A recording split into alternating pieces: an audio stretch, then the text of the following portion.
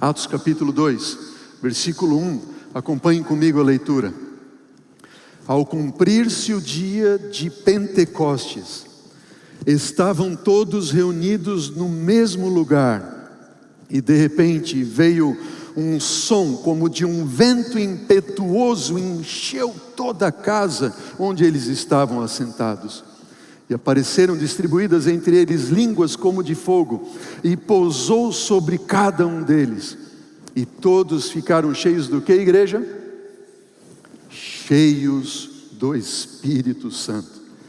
E também passaram a falar em outras línguas, segundo o Espírito lhes concedia que falassem. Ora, versículo 5, Atos 2, verso 5. Estavam habitando em Jerusalém judeus, homens piedosos, vindo de todas as partes debaixo do céu. E quando, pois, se fez ouvir aquela voz, afluiu a multidão que se possuiu de perplexidade, porquanto cada um os ouvia falar na sua própria língua. Estavam, pois, atônitos e se admiravam, dizendo: vede, não são porventura galileus todos os que estão aí falando? E como nós os ouvimos falar cada um em nossa própria língua materna? Como os ouvimos falar em nossas próprias línguas as grandezas de Deus? Todos atônitos e perplexos, interpelavam uns aos outros, dizendo: que quer isto dizer? E outros, porém, zombando, diziam: eles estão embriagados. O que nós vemos aqui? Deixa a sua Bíblia aberta. Vamos ver o que Deus tem a nos ensinar. Número 1. Entre o povo de Deus sempre teremos zombadores. Triste isso, não é verdade? Sempre zombadores nós teremos entre nós. Em Jerusalém, por ocasião da Pentecostes, era uma das 3 festas que o povo vinha a Jerusalém, e judeus e prosélitos ou convertidos ao judaísmo que estavam espalhados em todo o mundo vinham ali para adorar a Deus.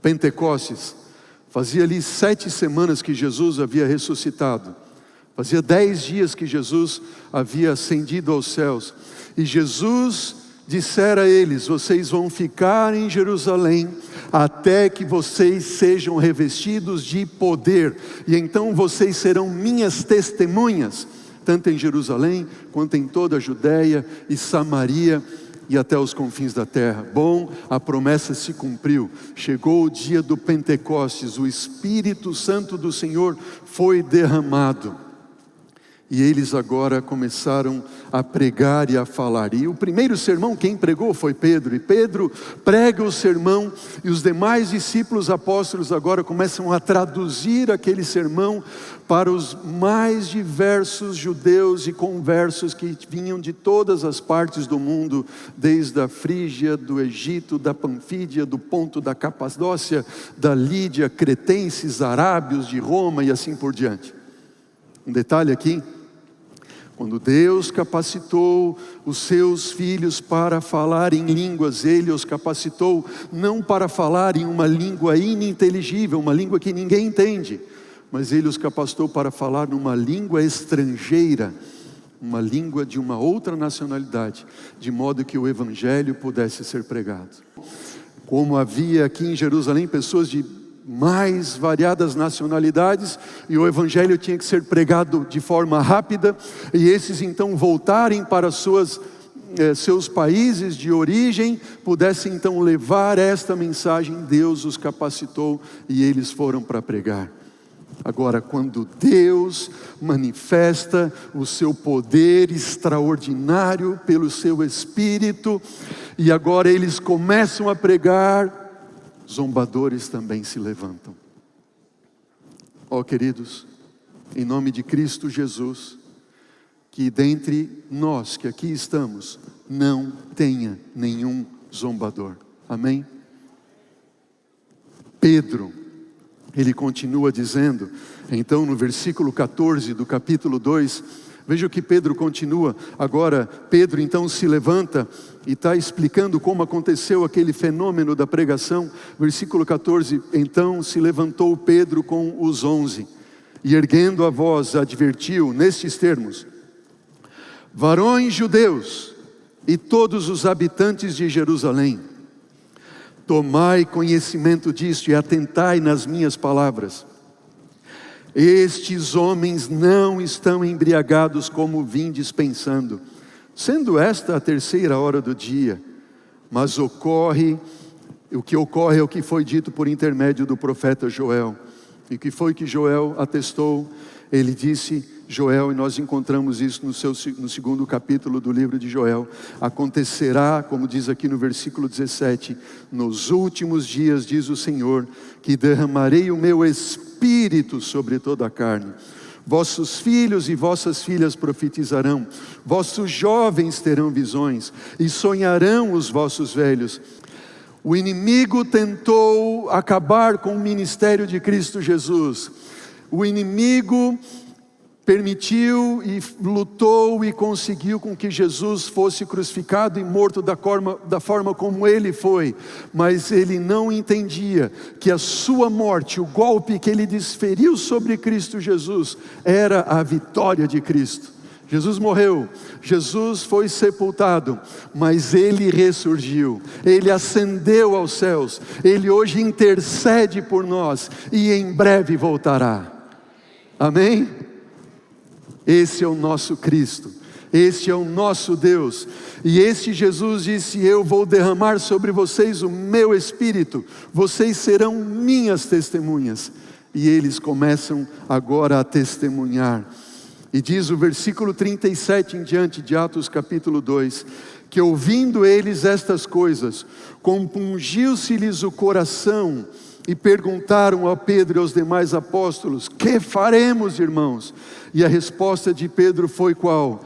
Arrependei-vos, e cada um de vós seja batizado em nome de Jesus Cristo, para a remissão dos vossos pecados, e recebereis o dom do Espírito Santo.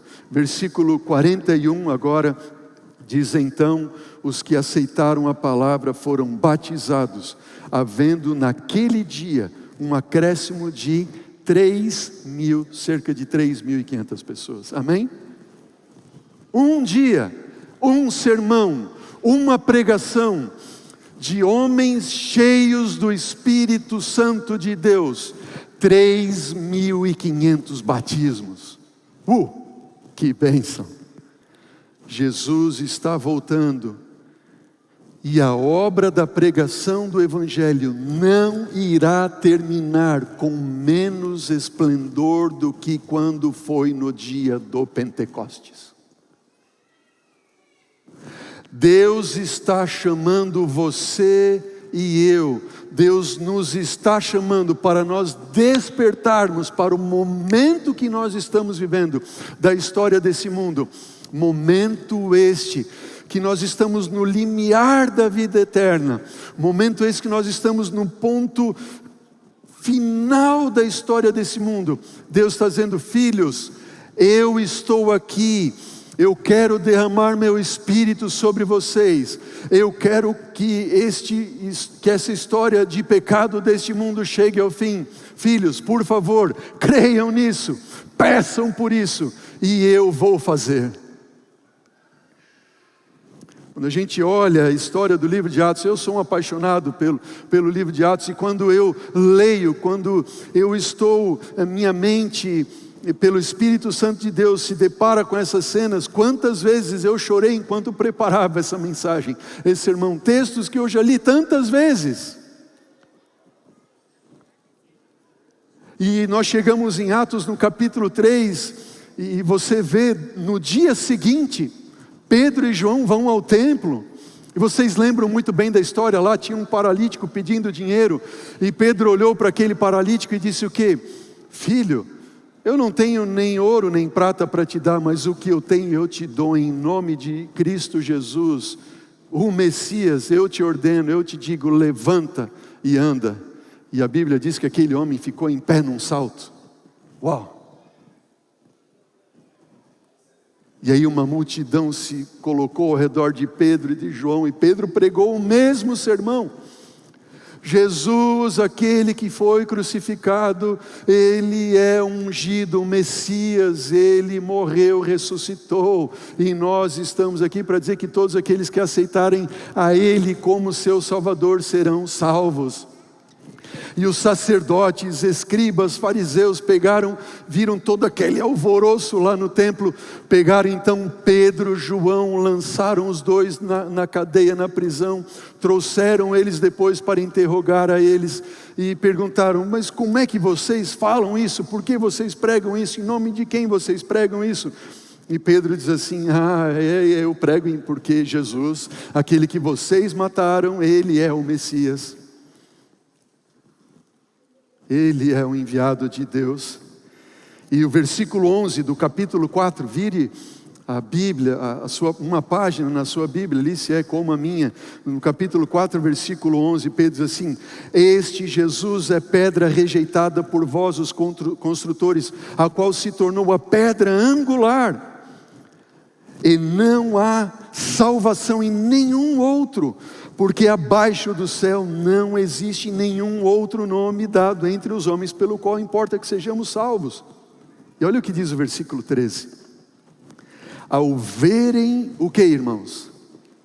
A ousadia, a intrepidez de Pedro, sabendo que eram homens iletrados e incultos, admiraram-se e reconheceram que eles haviam estado com Jesus.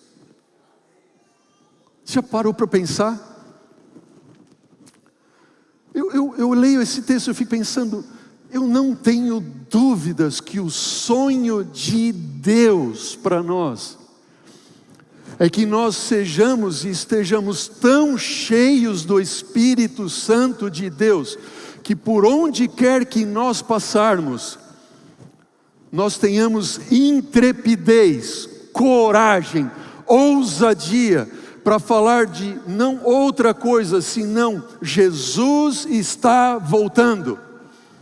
E as pessoas que nos ouvirem, seja no ponto de ônibus, seja no Uber, seja num banco, seja na faculdade, seja no seu trabalho, seja na praça, seja nos corredores do seu colégio, onde quer que seja, eles vejam assim: eu reconheço, ele esteve com Jesus, não é possível. Essa pessoa esteve com Cristo. Porque assim como Cristo, quando pregava para aqueles dois homens que estavam a caminho de Emaús, quando chegou no final do percurso, eles disseram: o nosso coração ardia dentro de nós quando ele falava. O sonho de Deus é que pelo seu Espírito, quando qualquer um de nós falar, o coração destes venham a arder dentro de si também, amém?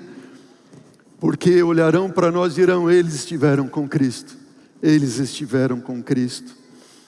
Versículo 32 do capítulo 4, da multidão dos que creram, era o coração e a alma, ninguém considerava exclusivamente sua nenhuma das coisas que possuía, e com grande poder anunciavam os apóstolos, davam testemunho da ressurreição do Senhor Jesus, e em todos eles havia abundante graça.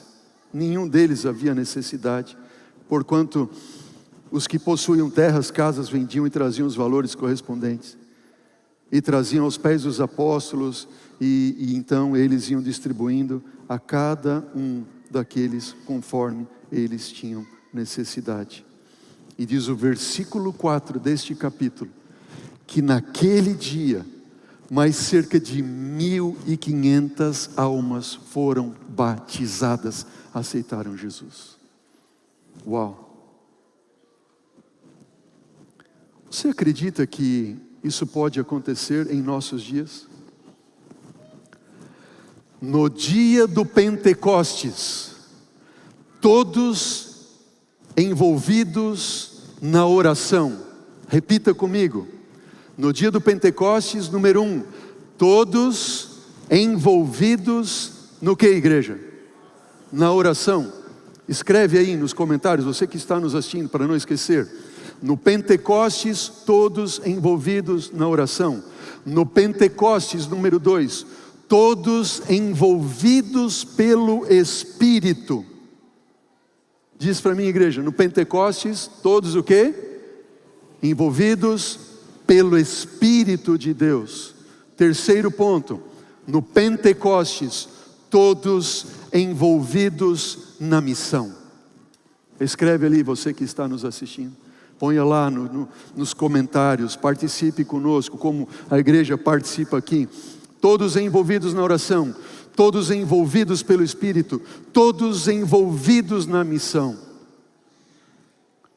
E aí você olha para mim, e eu sei o que vai na sua mente, no seu coração. Eu olho para a igreja, e eu sei que nós temos uma igreja enferma, uma igreja doente, uma igreja que está sendo assaltada pelo inimigo, uma igreja cujas famílias estão passando por dificuldades, casais, problemas no relacionamento, famílias com um problema com os filhos, pais com problemas de emprego, doenças espirituais, doenças emocionais, doenças de ordem social, de relacionamento. Nós estamos sim sendo assaltados pelo inimigo todo o tempo, toda hora, todo instante. E isso não vai parar até que Jesus venha, é ou não é verdade? Agora eu pergunto para você, o povo de Deus, nos dias de Cristo Jesus, por ocasião do derramamento do Espírito Santo no Pentecostes, eles tinham problemas ou não tinham problemas? Sim ou não? Os problemas deles eram diferentes dos nossos, sim ou não? Não eram diferentes.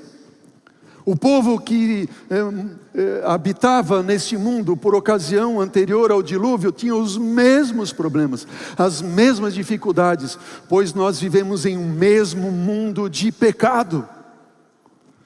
E o diabo nos assalta com toda sorte de problemas, de dificuldades, de lutas, de desafios, de incertezas, de medo, de angústia, de ansiedade, de depressão, de tudo isso. Porque o diabo quer nos manter amarrados, presos nisso. Veja o que diz a palavra inspirada no livro Grande Conflito, página 464. Diz a palavra inspirada: antes de os juízos finais caírem sobre a terra, haverá entre o povo do Senhor tal avivamento da primitiva piedade como não fora testemunhado desde os tempos dos apóstolos. O Espírito e o poder de Deus serão derramados sobre os seus filhos. Amém? Irmãos, eu vou dizer uma coisa para vocês. Eu tremo quando eu leio esse texto. Eu tremo quando eu leio o livro de Atos. Eu tremo quando eu entendo que nós estamos nos últimos dias da história desse mundo. Eu tremo em saber que os juízos de Deus estão a ponto de serem derramados sobre esse mundo. Eu tremo porque Deus nos chamou a responsabilidade de clamarmos, pedirmos, batermos pelo Espírito Santo de Deus, e nós não estamos fazendo. Deus cumprirá a sua palavra cabalmente e em breve. Haverá um reavivamento, como nunca foi visto desde os dias do Pentecostes. Eu quero fazer parte desse reavivamento. Você quer também? Sim ou não? Eu quero. Mas deixa eu falar uma coisa mais para você. Não é porque eu quero, não é porque você quer. Deus quer. Deus quer. Amém? Deus quer. Mas Deus não imporá isso sobre aqueles que não creem.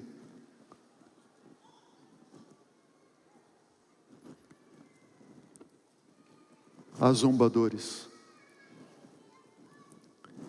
Olha o que diz ainda a citação do livro Testemunhos para a Igreja, volume 5, página 158.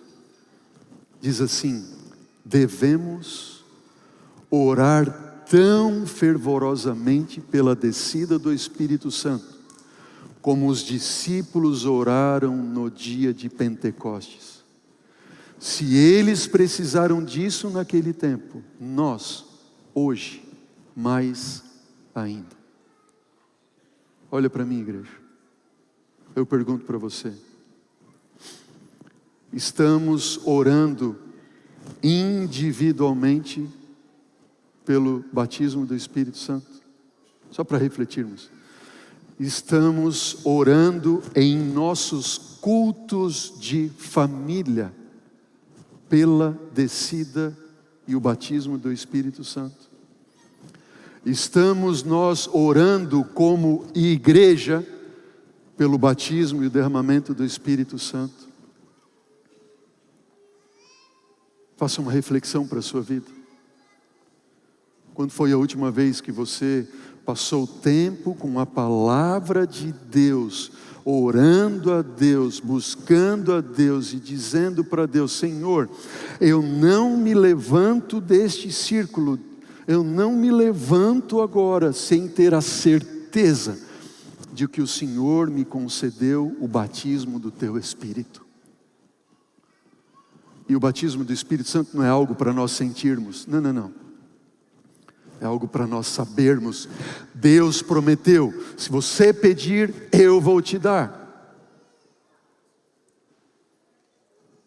Quando foi a última vez que você reuniu sua família no culto familiar e disse: Senhor, batiza minha família com o Teu Espírito.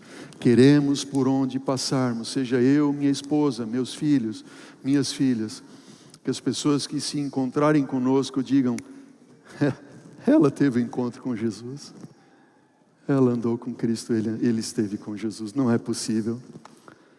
E dizer o que Ele fala para mim, meu coração arde. Quando foi a última vez como igreja? Temos feito isso como igreja? Irmãos queridos, você tem dúvidas que Deus vai derramar o seu Espírito sobre a sua igreja? Sim ou não? Alguém tem dúvida? Não? Sim ou não? Não tem dúvida, né? Amém por isso? A gente não tem dúvida. A gente chama esse derramamento do Espírito Santo nos últimos dias como sendo a chuva serôdia. Uma chuva abundante que preparava os campos para a colheita. Chuva serôdia. A gente sabe que Deus fará. Nós sabemos o que Ele fará. Mas nós, notem bem, em nome de Jesus, nós não podemos esperar que Deus faça em nós, enquanto nós continuamos fazendo as mesmas coisas, esperando resultados diferentes. Concordam comigo? Isso é tolice. Como eu, como indivíduo, posso esperar que Deus faça em mim e derrame sobre mim seu Espírito, se eu continuo fazendo as mesmas coisas e não acontece, não aconteceu? Eu continuo uma vida relapsa. Eu até venho para a igreja no sábado, eu venho para a igreja no sábado, porque no domingo e na quarta eu não venho na igreja.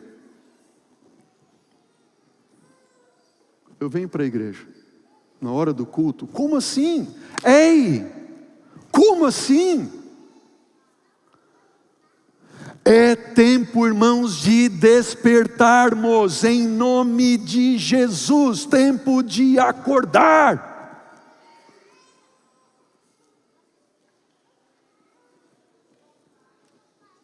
Nós não podemos esperar resultados diferentes fazendo a mesma coisa. Nós não podemos esperar de braços cruzados, vindo à igreja no sábado de manhã, cruzando os braços e ouvindo um bom louvor, um bom culto, uma boa pregação. Que legal, foi bom hoje o culto. Não! Por Jesus, não!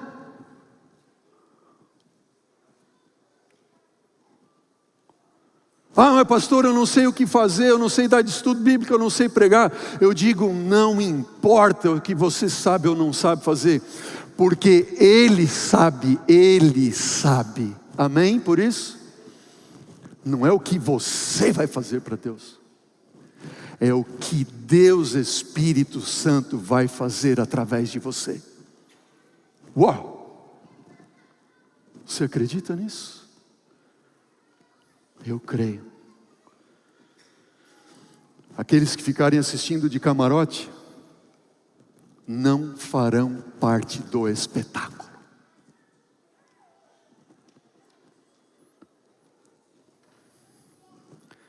Precisamos fazer diferente para obtermos resultados diferentes. Veja o que diz o Espírito de Profecia. Mensagens Escolhidas, volume 1. Quando o caminho estiver preparado para o Espírito de Deus, a bênção virá. E olha o que diz: Satanás não pode impedir uma chuva de bênçãos de cair sobre o povo de Deus, mais do que fechar as janelas do céu para que a chuva não caia sobre a terra. O diabo não poderá impedir. Amém. Amém.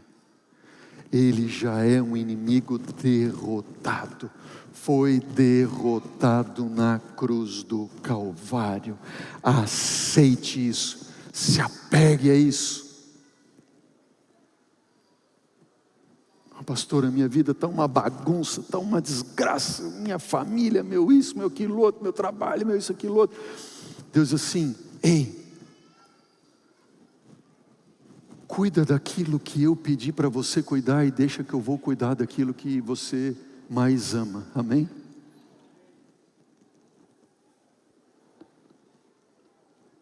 Se envolva. Se envolva. Eu gosto muito quando os discípulos chegaram certa vez para Jesus, está no livro de Lucas, no capítulo 11, e lá viram Jesus orando, e Jesus estava tão compenetrado certamente naquela oração, que pediram para Jesus, depois que Jesus saiu da oração, eles olharam para Jesus e disseram assim: Mestre, ensina-nos a orar. E Jesus então disse para eles: bom, quando vocês orarem, então vocês vão orar assim. Aí ensinou a oração do Senhor: Pai nosso, tarará, tarará. E depois de Jesus orar a oração, ensinar para eles a oração do Senhor, Jesus então contou para eles uma historinha, uma parábola. E nessa parábola que está lá no livro de Lucas, no capítulo 11, versículo 5 a 8, Jesus disse assim: qual dentre vocês, tendo um amigo, e esse for procurar vocês à meia-noite, e lhe disser: amigo, empresta-me 3 pães, pois tenho um amigo meu chegado de viagem, procurou-me, eu não tenho nada para lhe oferecer. E o outro lhe responda lá de dentro, dizendo: olha, não me importunes, a porta está fechada, os meus filhos comigo também já estão deitados, eu não posso me levantar agora para te dar os pães. Então o versículo 8 diz: digo-vos que se ele não se levantar para dar os pães por ser seu amigo, todavia o fará por causa da importunação. Ele lhe dará tudo o que tiver necessidade. Olha o que diz Ellen White, Fundamentos da Educação Cristã. Não estamos suficientemente dispostos a fazer o quê? Fazer o quê, igreja? A importunar o Senhor com nossas petições e a suplicar-lhe o dom do Espírito Santo. O Senhor quer que o importunemos a esse respeito. Deseja que apresentemos com insistência nossas petições ao trono.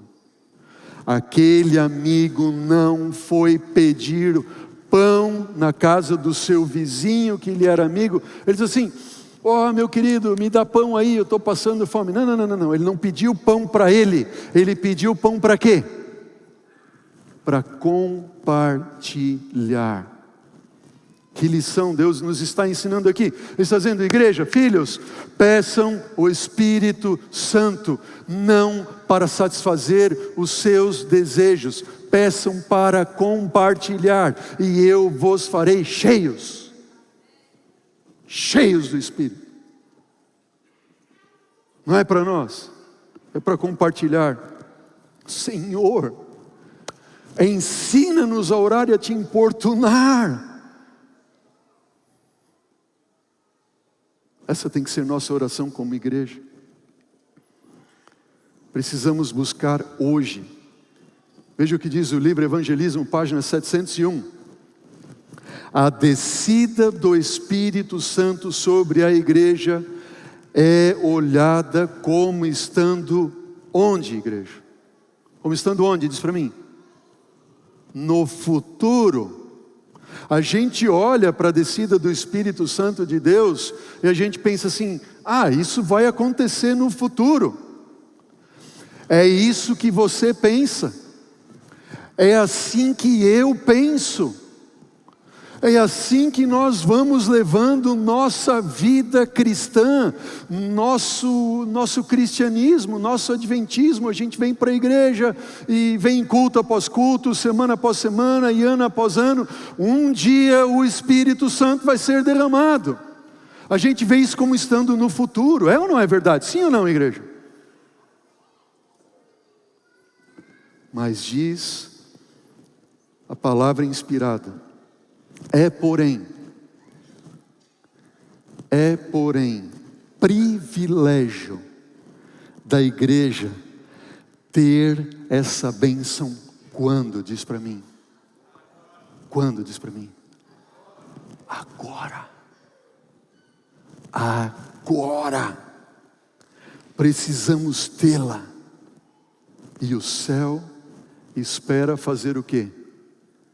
Conceder. Eu sonho, igreja. Eu tenho um sonho. O meu sonho é ver um dia essa igreja tremendo. Tremer. Como tremeu aquela casa no dia do Pentecostes.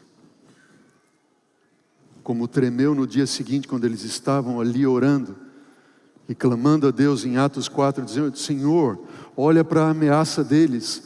Olha o que eles fizeram, Pôncio Pilatos e gente de Israel e os líderes tomaram o teu Messias, o ungido, e crucificaram ele. Mas tudo bem, Senhor, isso foi tudo determinado conforme o teu desígnio, já estava lá tudo escrito, tudo bem. Agora, Senhor, concede-nos hoje que preguemos a tua palavra com ousadia, com intrepidez. Dá-nos, Senhor, hoje. Pum! Diz que o local onde eles estavam reunidos tremeu, eles ficaram cheios do Espírito Santo.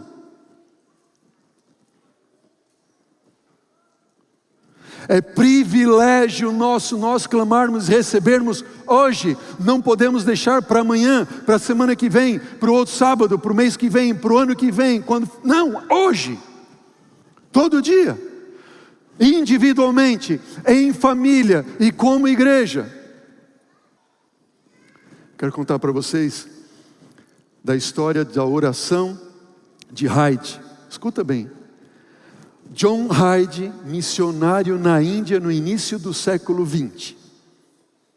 John Hyde, Índia, início do século 20, início do século passado, ok? John Hyde, como missionário, ele tinha amor pelas almas.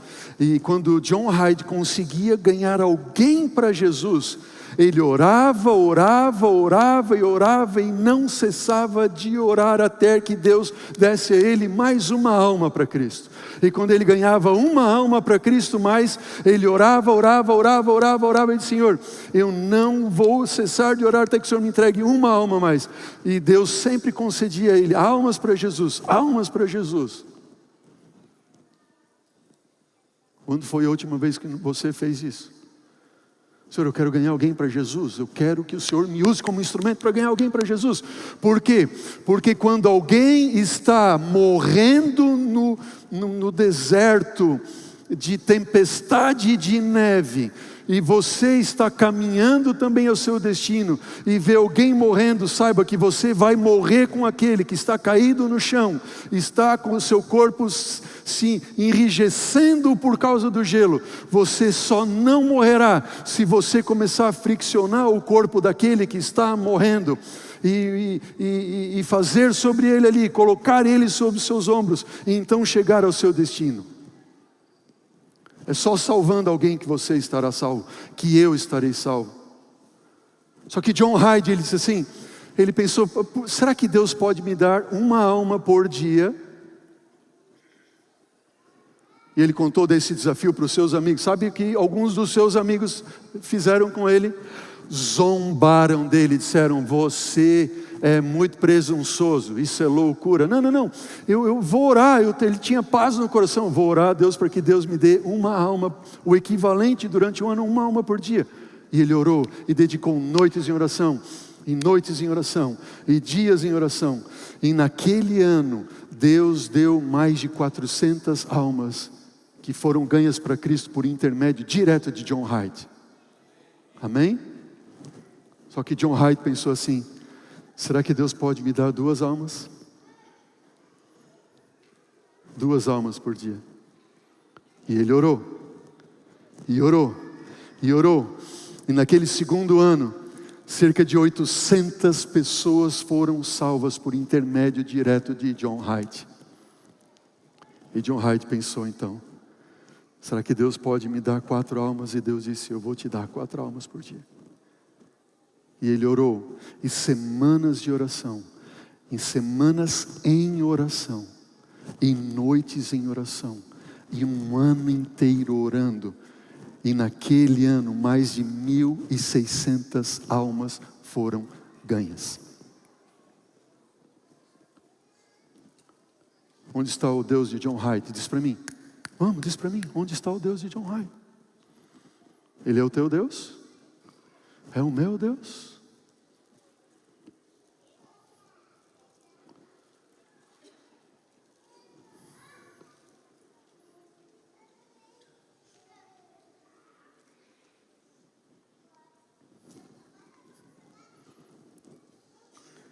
Ciência do Bom Viver, página 159. Palavra inspirada. Não pode haver limite. Que diz, igreja? Não pode haver o quê? Limite. A utilidade de uma pessoa que, pondo de parte o próprio eu, oferece margem à operação do Espírito Santo em seu coração e vive uma vida, de que forma? Diz para mim, de que forma? Inteiramente consagrada a Deus. Por Deus, igreja. Não havia limites para John Hyde, porque ele tinha sua vida inteiramente, completamente consagrada a Deus e à atuação do Espírito Santo. Tudo que somos, tudo que temos, tudo que fazemos, não haverá limite à atuação do Espírito Santo na vida desta filha de Deus. A todos quantos se oferecem ao Senhor para o serviço sem nada reter, é dado poder para alcançar resultados. De que forma, igreja? Sem limites. Por esses Deus fará grandes coisas. Eu concluo a mensagem dessa manhã trazendo para vocês o exemplo de Murmansk. Vejam na tela onde fica Murmansk. Fica lá acima do Círculo Polar Ártico. Está vendo a Rússia ali? Acima da Rússia. Murmansk. Maior parte do ano, gelo. Em meados dos anos 90, havia em Murmansk uma igrejinha que chegou a ter 22 membros. Mas o número daqueles membros caiu, até o ponto de ser o pastor, os membros da igreja, o pastor, a esposa e mais outros 6 homens. 8 pessoas. O número de membros na igreja de Murmansk. E aqueles 6 homens, juntamente com o pastor e a esposa, pensaram: bom, se não acontecer alguma coisa, se não acontecer um milagre, se Deus não intervir, a igreja vai acabar, vai ruir. E sabe o que eles então tentaram fazer? Todos os dias, às 6 horas da manhã, eles resolveram ir para um local específico na cidade, onde lá eles cavaram um buraco no lago. E sabe o que eles foram fazer lá? Todo dia às 6 horas da manhã, Morante, eles ficavam só de calção. E os 7 homens entravam nas águas geladas, como você pode ver aqui. Já parou para pensar isso? A gente olha e pensa assim: mas por que isso? Eles não podiam estar orando na igreja, todo mundo junto às 6 horas? Mas por que ir lá e se despir e entrar dentro do lago gelado? Pois os 6 entravam, saíam do lago, colocavam a mão um no ombro dos outros, de joelhos, e oravam assim: Senhor, nós estamos fazendo isso porque nós não queremos que inverno algum, frio algum, impeça qualquer um de descer às águas, entregar o coração a Jesus. Todas as manhãs, 6 horas da manhã. Talvez esteja falando para muitos que aqui estão, ou nos assistindo, que acompanha a sala 57. Busca do Espírito Santo. Deus tem operado, irmãos. Nós precisamos fazer o mesmo. Eu convido você para vir na quarta-feira clamar pelo derramamento do Espírito Santo. Eu sonho em ver essa igreja como está agora de manhã aqui, na quarta-feira, buscando pelo Espírito. Sabe o que aconteceu? Naquele ano, 80 almas foram batizadas em Murmansk. Um crescimento de 1000%. 1000%. Eu te pergunto, onde está o Deus de Murmansk? Onde está o Deus daquele pastor, daqueles 7 homens? Pastor e mais 6, onde está? Esse Deus irá se manifestar onde tiver o mesmo Espírito, com a mesma crença, Marilson.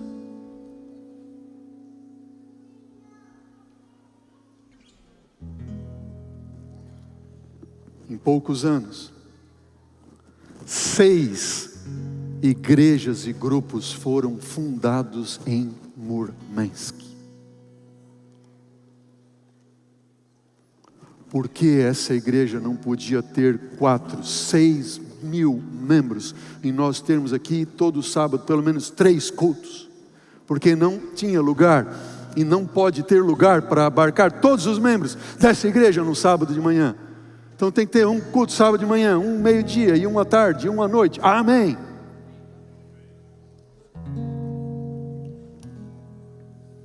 No Pentecostes, eles se reuniram para esperar a promessa. No Pentecostes eles se humilharam, e humilharam o coração em verdadeiro arrependimento.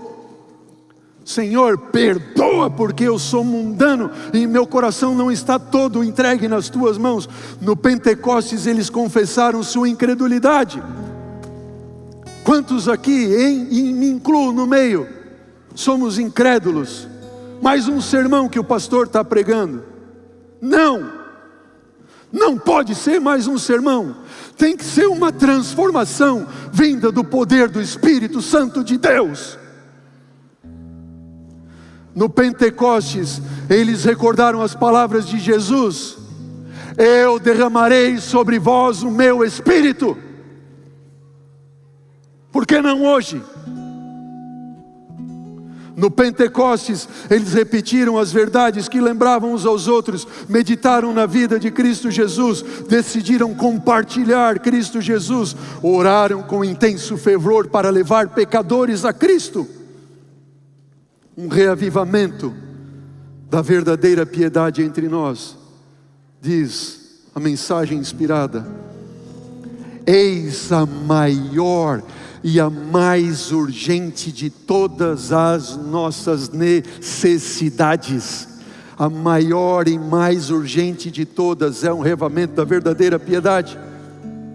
Importa ver diligente esforço para obter a bênção do Senhor, não porque Deus não esteja disposto a dar essa bênção, diz a serva de Deus no livro Mensagens Escolhidas, mas porque nos encontramos carecidos de preparo para receber.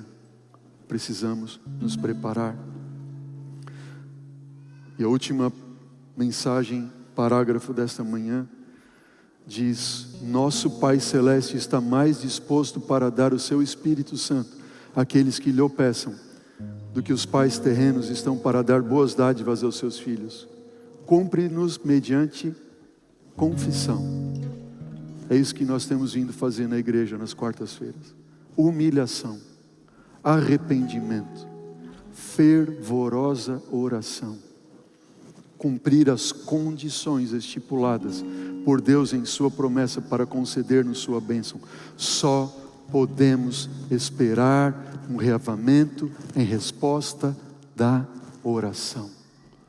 Todos envolvidos na oração, todos envolvidos pelo Espírito, todos envolvidos na missão. Deus não aceitará nada menos do que uma entrega incondicional de todo o teu coração, alma e entendimento. Cristãos indiferentes. Oh, irmão, que não haja nenhum indiferente, indolente entre nós. Corruptos não poderão entrar no céu. Eu quero entrar no céu. Eu não posso ser indiferente. O verdadeiro cristão vive em comunhão com Cristo. Sua vontade está de acordo com a vontade de Cristo. Seu mais elevado desejo é tornar-se cada vez mais semelhante a Jesus. Não haverá limites à utilidade daquele que se render completamente, dedicando tudo para Deus da sua vida. Não haverá limite. Deus fará grandes coisas entre nós. Se você crê nisso, diga amém. Eu creio. Você quer ser um instrumento nas mãos de Deus, sim ou não? Você quer fazer parte desse movimento evangelístico para trazer aqui, neste ano, 365 almas para Jesus? Mais do que isso que Deus permitir, sim ou não? Você crê nisso? Se você crê nisso, eu convido você a cantar comigo a mensagem dessa canção, como um pleito de oração aos céus, dizendo: Senhor, eu quero brilhar por Ti. Cante comigo, se coloque em pé e louve ao Senhor, se é esse o teu desejo. Pai de amor, esse mundo está quase se apagando, Senhor. Trevas já nos envolvem por todos os lados. Permita-nos, Senhor, nos unirmos todos em oração, todos cheios do Espírito, todos na missão, Senhor, para que Jesus venha em nossos dias. Faça esta igreja tremer pelo poder do Teu Espírito.